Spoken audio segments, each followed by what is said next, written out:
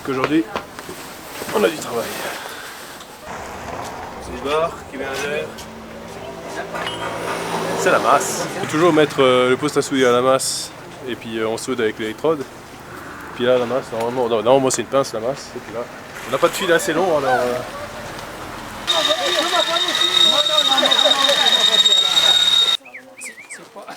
Ça va? Allez!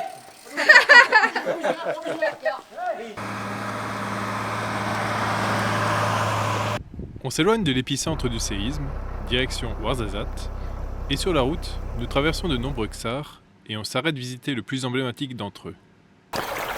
Alors on vient d'arriver dans le village de Ait Ben Hadou.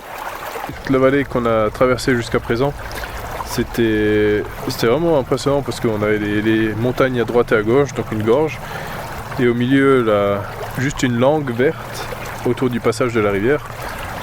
Et puis là on se trouve justement dans un de ces oasis derrière le village, donc là où ils font cultiver maintenant il y a des oliviers. Je sais pas s'il y a certainement des légumes qui vont faire pousser, en tout cas il y a leurs jardins qui sont là juste derrière nous. Ils utilisent encore les systèmes de canaux et d'aqueducs pour transporter ou pour diriger l'eau. Donc là maintenant on a vraiment tous les jardins qui sont irrigués par la petite rivière qui passe à côté. Le village d'Aït Ben Hadou est un ksar, c'est-à-dire un village fortifié. Il s'agit d'un bel exemple de l'architecture marocaine et est considéré comme l'un des monuments les plus fascinants du pays.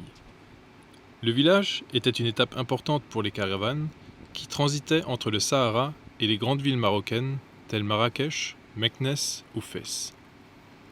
Alors, légende ou vérité? On nous a raconté qu'à chaque ksar, une taxe était perçue, ce qui garantissait aux caravaniers de ne pas faire de mauvaises rencontres avec des voleurs. Le village est construit autour et à flanc de colline, avec au sommet un grenier fortifié. Le grenier permettait principalement de stocker de la nourriture et chaque famille y détenait un emplacement. La personne la plus riche du ksar était désignée responsable du grenier. N'étant pas dans le besoin, cette personne n'avait pas intérêt à commettre de vol. Les amateurs de Game of Thrones auront peut-être reconnu la porte qui se trouve derrière nous. On trouve des Mérys qui libèrent les esclaves dans un des épisodes.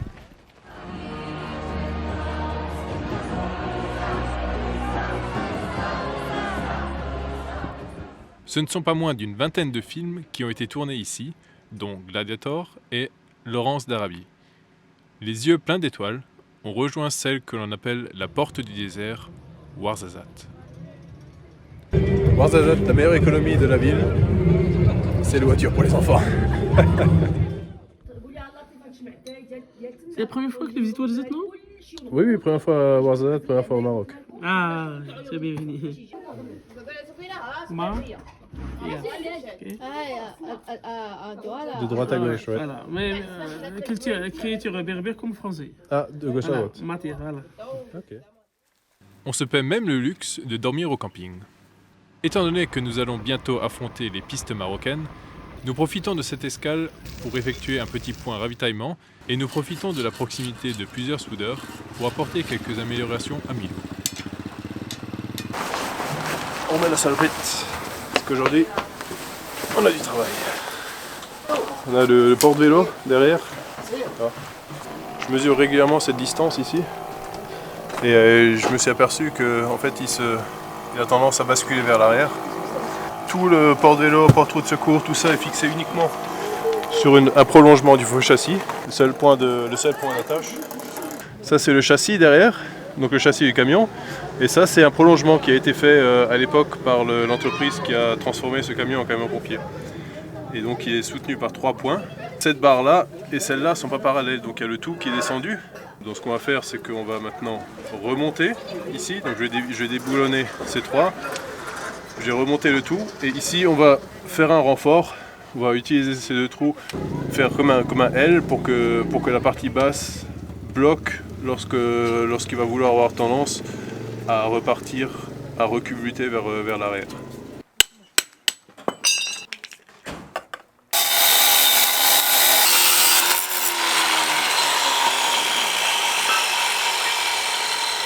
Donc là il a trouvé un profilé en U, il est en train de couper en 2. Et c'est ce qui va vraiment me faire l'extension du faux châssis qui va se prendre autour du châssis actuel. Comme ça, il ne pourra pas bouger ni dans un sens ni dans l'autre. Donc il pourra percer 2 trous et souder avec le faux châssis qui est actuellement en place. Et moi maintenant, je vais aller en dessous du camion et je vais, à l'aide d'un cric, essayer de pousser ça en hauteur pour redresser le tout.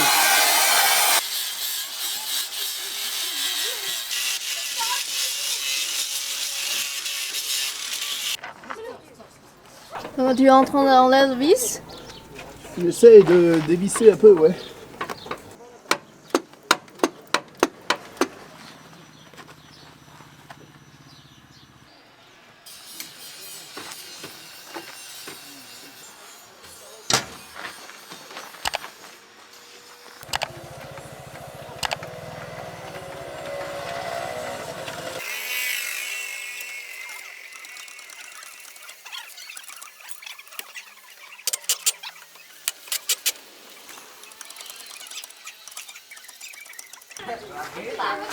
Là, on a réussi à redresser. Hein. Au début, il y a tout le camion qui se soulevait. Ouais. Et après, peu à peu, tac, la pièce est venue. Là, je pense qu'on est bon. Ouais. Donc maintenant, ils vont visser d'abord après souder ou... On est en train de faire le marquage pour les trous. Et puis, bon, le U qu'il a trouvé, il est un peu plus grand. Donc en fait, il y a un peu de jeu. Bon, ce qui est important pour moi, c'est qu'il soit calé en dessous. Vu que c'est là que ça va pousser lorsque ça va avoir tendance à tomber.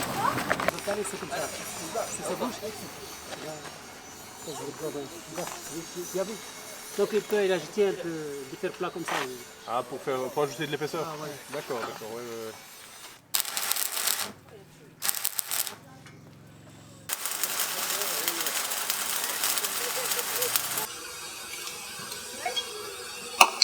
Là, je suis en train de débrancher les batteries parce qu'on va souder sur le châssis. Il faut que toutes les batteries soient débranchées. Là, j'ai déjà débranché les batteries du camion. J'ai une prise de terre qui est branchée sur le châssis, qui est reliée à tout ce qui est équipement intérieur. Donc ça, je vais débrancher maintenant. Et puis après, j'ai débranché encore les batteries à l'intérieur au cas où, ou du moins couper tout ce qui est électrique. C'est fait. Il reste plus que les batteries à l'intérieur. Tu as une petite aide à côté de toi? Ah, j'ai un fan club. Alors.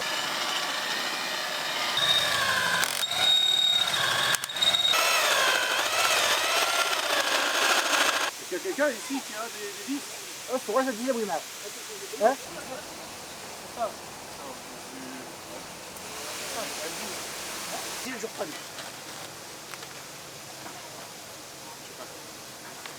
On vient juste d'aller en ville pour chercher des boulons, des écrous et des rondelles. Parce qu'il y a un petit magasin ici, mais qui n'avait pas, ils avaient seulement 12 et il me fallait du 14. Donc quand on était dans le magasin, il m'a dit il m'en faut combien? Je dis bah, il m'en faut 4, j'ai deux trous. Et quand on est revenu ici, il me dit bah non, il m'en faut 8 parce qu'il voulait mettre encore 2 en haut et en dessous. Alors du coup, il nous manquait 4 kits, boulons, écrous et rondelles. Je voulais pas l'embêter une deuxième fois de prendre la voiture et aller là-bas, surtout que l'essence ça coûte quand même assez cher ici. Alors j'ai descendu mon vélo et puis il m'a dit ah sinon tu me donnes ton vélo, moi j'y vais. Et puis après il m'a dit non mais j'aurais besoin de toi pour faire quelque chose là en dessous. D'accord, bon bah alors du coup il est parti avec mon vélo pour chercher. Je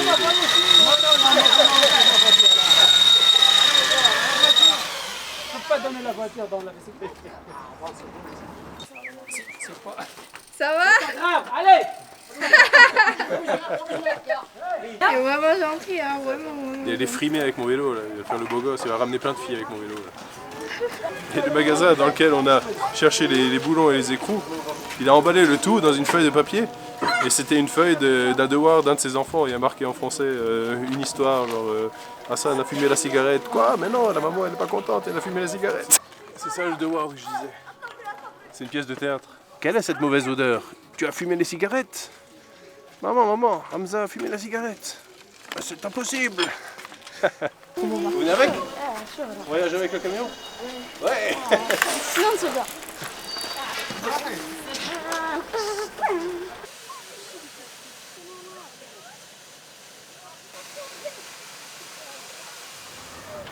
Normalement, c'est Loïc qui travaille, quelqu'un qui aide à côté. Mais aujourd'hui, c'est différent. Hein? Oui, c'est moi l'aide. Alors Manu et Sam. comme on a galéré pour trouver maintenant ces boulons et puis ces vis, quand on était à la ferme c'était quand même beaucoup plus facile. Hein.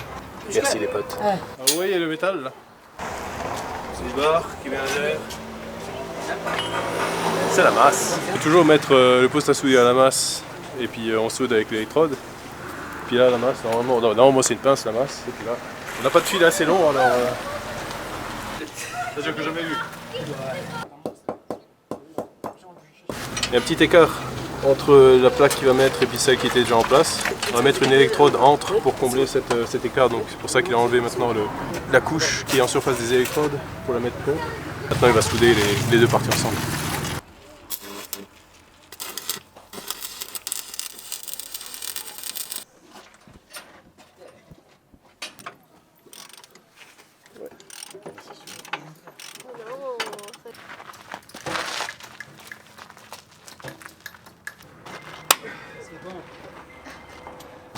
Donc on vient juste de finir de souder les deux plaques à droite et à gauche.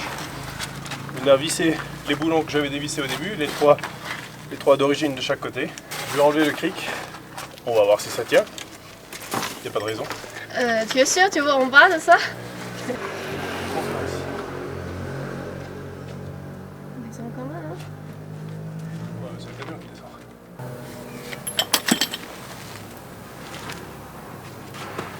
Et le tour est joué. Super! Maintenant on voit. Ouais, c'est beaucoup plus proche. Bouffe pas!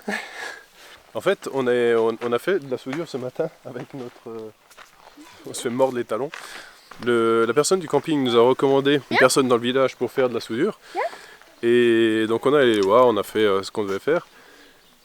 Et une fois qu'on a terminé, ils ont dit « Ah, mais vous faites quoi maintenant ?» Je lui ai dit « Ouais, on m'a recommandé d'aller à Fint. » Elle a dit « Ah, ben, on vient avec vous. » Ah bon? Un petit garçon. Et puis du coup, ouais, trop bien, ils sont venus avec nous, donc on était à 4 dans le camion, et 5 avec le petit bonhomme là. On est accompagnés aujourd'hui.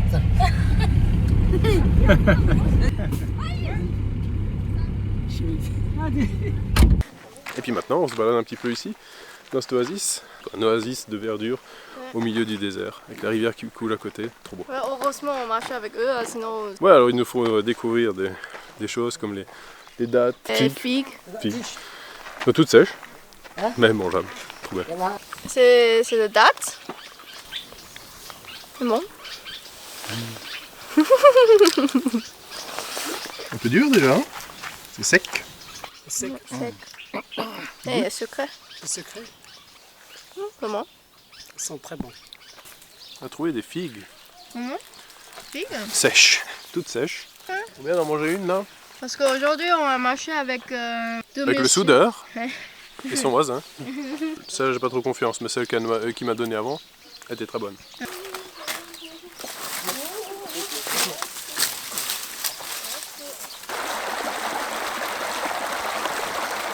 Ça s'appelle tanout. Tanout. Ça c'est pour cuisiner le pain. Alors on fait boire le bois. Du braise à l'intérieur. Après on colle la pâte autour, comme ça. Un peu couvert. Après on attend. C'est le pain. Lorsque cette journée a débuté, nous étions loin de nous imaginer où elle allait nous emmener.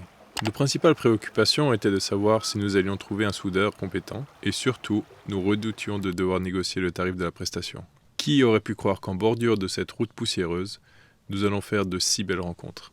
Le Maroc, c'est aussi ça, une communauté de personnes qui s'entraident, qui vous ouvrent leur cœur pour vous laisser entrevoir une générosité qui s'étend sans limite.